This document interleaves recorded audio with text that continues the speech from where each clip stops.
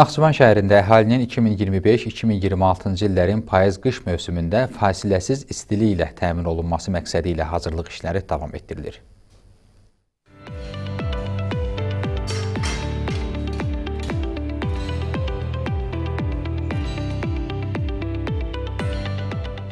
Aprel ayının 28-dən etibarən 5-in mərkəzi, 39-u fərdi qazanxana olmaqla 44 istilik qazanxanasında təmir işlərinə başlanılıbdır.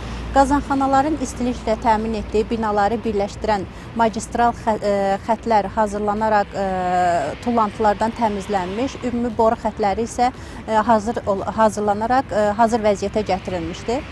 Payız-qış mövsümündə istilik şəbəkələrinin fasiləsiz işləməsi, avadanlıqların normal rejimdə fəaliyyət göstərməsi və enerji daşıyıcılarından qənaətlə istifadə olunması diqqətə saxlanılır. Bütün qazanxanalarda su istilik boru xətlərində olan nasazlıqlar aradan qaldırılıb, təmir olunubdur. Qazanxanalarda istilik qazanları hər biri ayrı-ayrıqda açılıbdır. Gözlüklər təmizlənibdir, odluqlar təmizlənibdir. Qapaqların membran qatları yeniləri ilə əvəz olunub, bağlanıb, qazanlar tam hazır vəziyyətə gətirilmişdir və bununla belə də biz demək olar ki, payız-qış mövsümünə hazırıq və işlərimiz də davam elətdiririk.